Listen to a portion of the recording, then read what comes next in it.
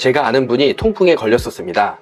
이분은 그때 처음으로 통풍에 걸렸을 때라서 자기가 무슨 병인지도 모르고 병원에 갔습니다. 그 병원에서 하필이면 오진을 하는 바람에 통풍에 걸린 채로 스테로이드 주사를 맞았습니다. 그때 너무 아파서 기절을 했다고 합니다.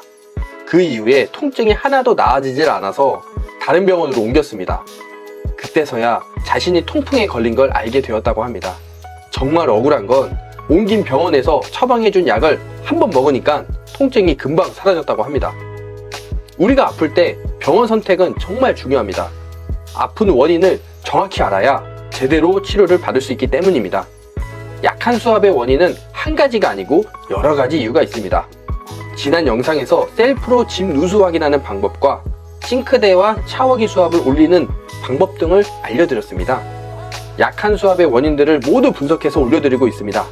필요하신 분들은 구독하시고 약한 수압의 올바른 해결책을 찾으시기 바랍니다. 오늘은 아파트 수압이 낮아서 스트레스를 받는 분들을 위해 영상 제작하였습니다. 공동주택에 사는데 집 수압이 약하다 싶으면 이 두 가지를 확인해 보세요. 현관문 쪽에 보시면 수도 계량기함이 있습니다. 먼저 앵글 밸브가 다 열렸는지 확인해 보세요. 가끔 이게 다 열려있지 않는 경우가 있습니다. 이게 70%만 열리면 집에 물이 70%만 들어가게 됩니다. 그리고 수도 계량기를 보면 감압 밸브가 있습니다. 간혹 보일러실에 설치되어 있는 경우도 있고요. 감압 밸브는 고수압을 저수압으로 바꿔주는 역할을 합니다. 감압 밸브에 대해 쉽게 설명드리면 아파트 건물 전체에 물을 주기 위해서 펌프로 물을 세게 각 가정으로 보내줍니다. 그런데 이때 감압 밸브가 없으면 집에 오는 수압이 너무 강해서 집 내부 배관이 터지거나 수전이 고장나고 또 물 사용하는데 무리가 있습니다.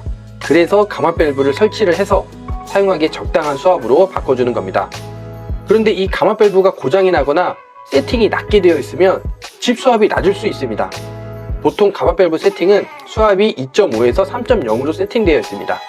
이걸 올려주시면 그만큼 집 내부 수압이 올라갈 수 있습니다. 감압 밸브 위쪽에 일자 홈이 있습니다.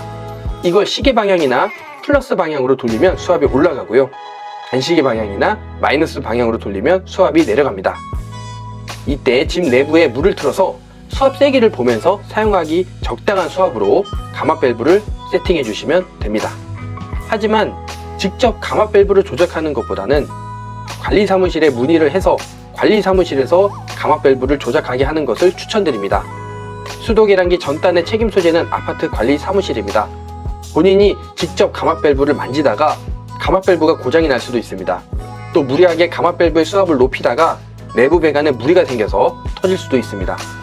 그냥 마음 편하게 관리사무실에 가서 문의해 보시기 바랍니다. 참고로 한 가지 더 말씀드리면 감압 밸브가 고장이 나서 소리가 나는 경우가 있습니다.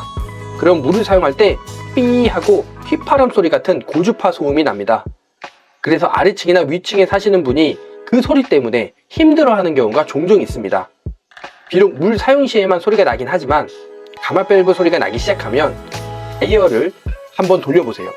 그래서 소리가 계속 나면 완전 교체를 진행하시면 됩니다. 오늘 준비한 내용은 여기까지입니다. 마지막으로 저는 아프리카 갔다가 물로 힘든 사람들을 보고 물 공부를 시작했습니다. 지금은 주변에 물로 고민이신 분들, 힘드신 분들을 도와드리고 싶어서 영상 제작합니다. 다음 영상에서는 수압이 약해서 가압 펌프를 설치하는 경우 주의할 점 등을 설명드리겠습니다. 채널 구독하시고 내 삶에 도움이 되는 물 정보 꼭 얻어가시기 바랍니다. 오늘도 감사합니다.